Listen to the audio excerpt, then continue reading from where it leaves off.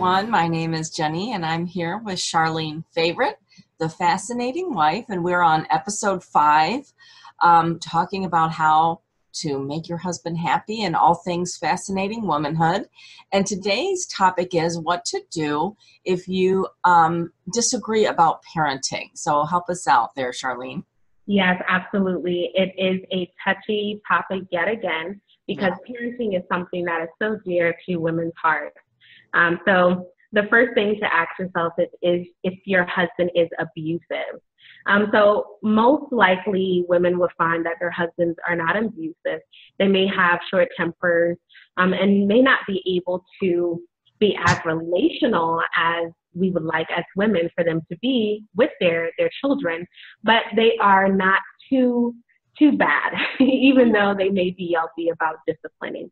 So the next question to ask yourself is, do your children like him? I know it's a weird question to ask, but you'll usually find that children, even though, especially young children, even though that their father may not be as matched relationally as you are, they do love their father and they respect their father. And so they realize, even young children at a young age, realize that there are two different parenting styles, and that's completely normal when you come together as one. Your husband is not going to be perfect. You're not perfect either. So it's important that you can inspire your husband to be a particular way or be into parenting, and that's exactly what I'll be sharing today. So you would also find that your husband may spend time with the children, but it may not be to the standards that you like. And so when it comes down to that, we have to really ask ourselves what we want from our husbands.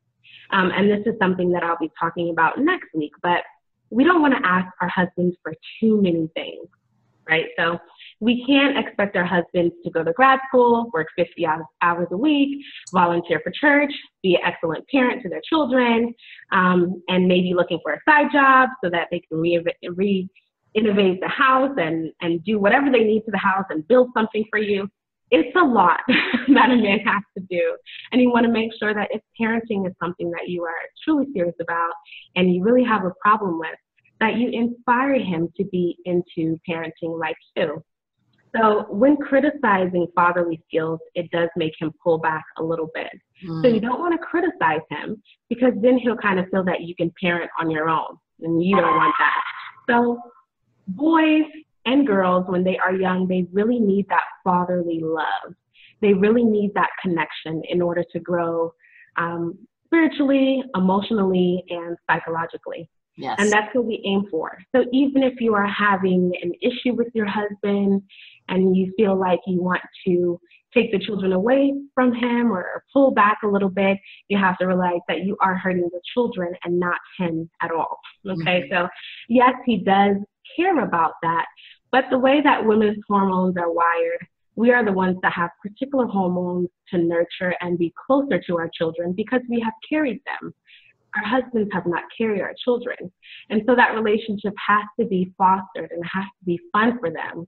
Or there's still care, but it won't be as strong of a parental involvement as you would like.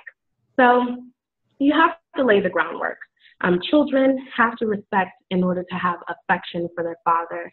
And there are a few ways that you can foster affection and respect with your children. The first thing you want to not do is criticize your husband in front of your children. That's something that is going to be very damaging to the relationship, and their young minds can't always take what you tell them. So make sure you're not criticizing your husband in front of them, and maybe using a journal to write what you are unhappy with your husband about instead of using the children to talk with. Yes. The next thing you can do is teach your children to love and respect their fathers.